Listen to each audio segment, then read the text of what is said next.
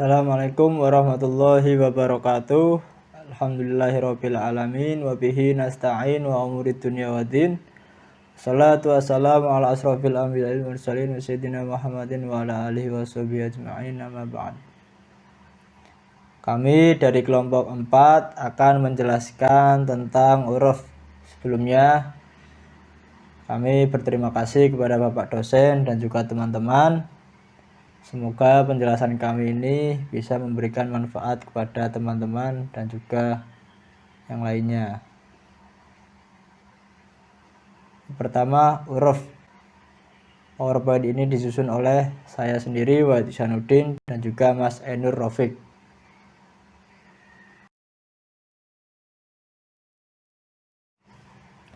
Islam merupakan agama wahyu yang mempunyai doktrin-doktrin ajaran tertentu yang harus diimani, juga tidak melepaskan perhatiannya terhadap kondisi masyarakat tertentu. Kearifan lokal dalam kurung hukum Islam tersebut ditunjukkan dengan beberapa ketentuan hukum dalam Al-Quran yang merupakan pelestarian terhadap tradisi masyarakat pra-Islam. S. Wakor Ahmed Husaini mengemukakan Islam sangat memperhatikan tradisi dan konvensi masyarakat untuk dijadikan sumber bagi jurisprudensi hukum Islam dengan penyempurnaan dan batasan-batasan tertentu. Prinsip demikian terus dijalankan oleh Nabi Muhammad SAW.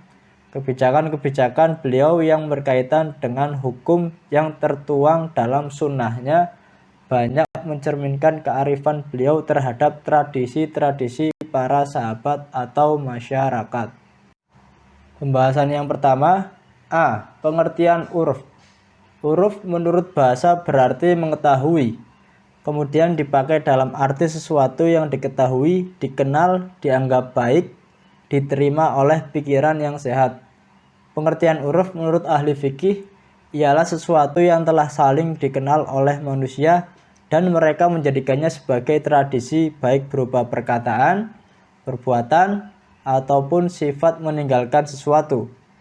Disebut juga adat kebiasaan. Huruf merupakan sesuatu yang telah dikenal oleh masyarakat dan merupakan kebiasaan di kalangan mereka, baik berupa perkataan maupun perbuatan.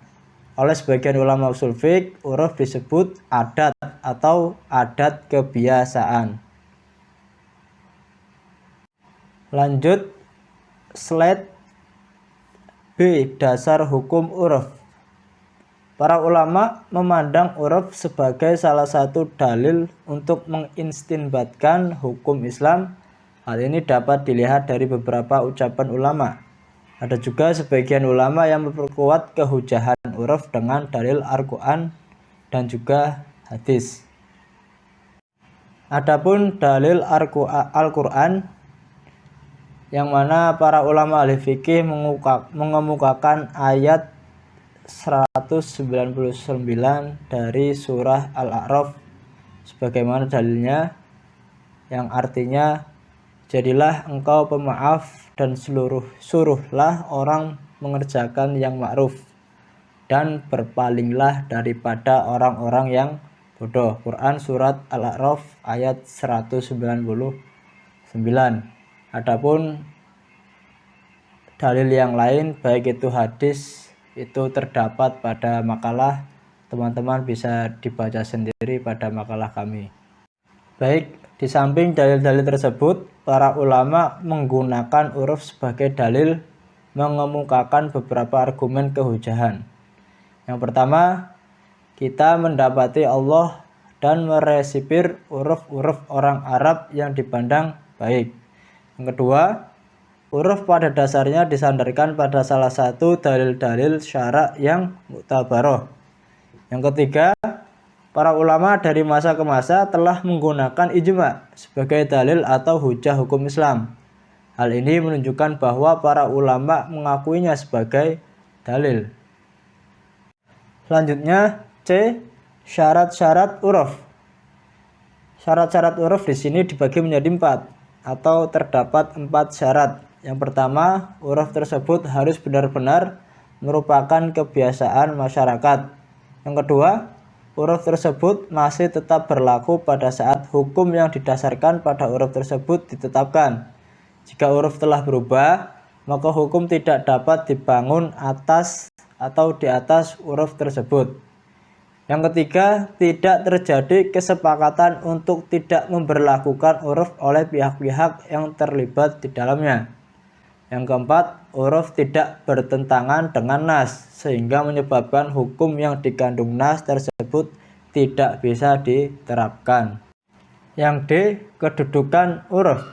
Di samping memiliki kedudukan penting dalam penetapan hukum, huruf juga memiliki kedudukan penting dalam menerapkan suatu hukum. Sebagaimana diketahui, hukum Islam memiliki dua sisi, yaitu sisi penetapan ataupun istinbat dan juga sisi penerapan tatbik.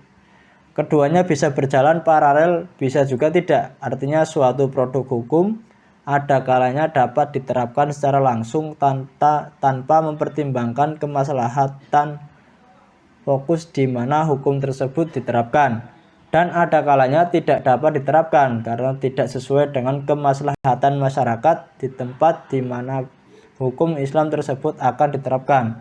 Dalam kaitan ini, huruf menjadi dasar bagi penerapan suatu hukum. Selanjutnya yang E, ada macam-macam huruf. Para ulama fikih membagi huruf menjadi 3 macam. Pembagian huruf menurut para ahli fikih yang pertama yakni dari segi objeknya.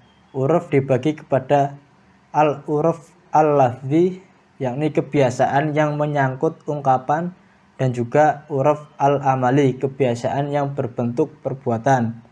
Yang kedua, dari segi cakupannya, huruf dibagi dua, yaitu huruf al-am, kebiasaan yang bersifat umum, dan juga huruf al-khos, kebiasaan yang bersifat khusus.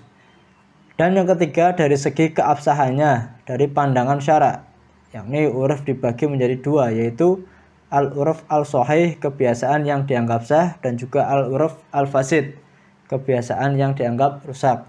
Nah, dari beberapa tadi pembagian dari segi objek, cukup cakupannya, keabsahannya, itu ada penjelasannya sendiri nanti di makalah.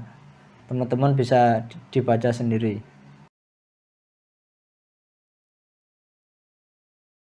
Selanjutnya yang F, permasalahan huruf. Huruf yang berlaku di tengah-tengah masyarakat ada kalanya bertentangan dengan nas, yakni ayat atau hadis, dan juga ada kalanya bertentangan dengan dalil syarak lainnya. Dalam persoalan pertentangan huruf dengan nas, para ahli usul fiqh merincinya sebagai berikut. Yang pertama, pertentangan huruf dengan nas yang bersifat khusus. Apabila pertentangan huruf dengan nas yang bersifat khusus menyebabkan tidak berfungsinya hukum yang dikandung nas, maka huruf tidak dapat diterima. Yang kedua, pertentangan huruf dengan nas yang bersifat umum. Menurut Mustafa Ahmad Al-Zarqo, apabila huruf telah ada ketika datangnya nas yang bersifat umum, maka harus dibedakan antara huruf al-lafzi dengan huruf al-amali. Apabila huruf tersebut adalah huruf al-lafzi, maka huruf tersebut bisa diterima, sehingga nas yang umum itu dikhususkan sebatas huruf al-lafzi yang telah berlaku tersebut, dengan syarat tidak ada indikator yang menunjukkan nas umum itu tidak dapat dikhususkan oleh huruf. Yang ketiga, huruf yang berbentuk belakangan dari nas umum yang bertentangan dengan huruf tersebut. Apabila suatu huruf terbentuk setelah datangnya nas yang bersifat umum dan antara keduanya terjadi pertentangan, maka seluruh ulama fikih sepakat menyatakan huruf seperti ini, baik yang bersifat lafzi maupun yang bersifat amali, sekalipun huruf tersebut bersifat umum, tidak dapat dijadikan dalil dalam menetapkan hukum syarak.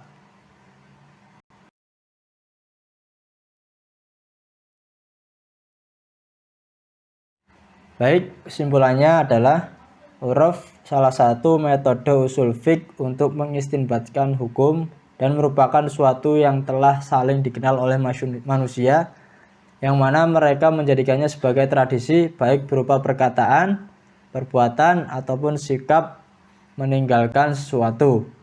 Ada yang mengatakan bahwa huruf adalah adat dan ada pula yang membedakannya dalam hal penerapan hukum. Suatu huruf dapat dijadikan hukum apabila ia memenuhi beberapa syarat, yaitu huruf tersebut harus benar-benar merupakan kebiasaan masyarakat. Huruf tersebut masih tetap berlaku pada saat hukum yang didasarkan pada huruf tersebut ditetapkan. Tidak terjadi kesepakatan untuk tidak memberlakukan huruf oleh pihak-pihak yang terlibat di dalamnya. Huruf tidak bertentangan dengan nas ataupun dalil Quran dan hadis. Baik, mungkin itu saja penjelasan dari kami atas PPT yang kami paparkan. Mungkin kurang lebihnya mohon maaf.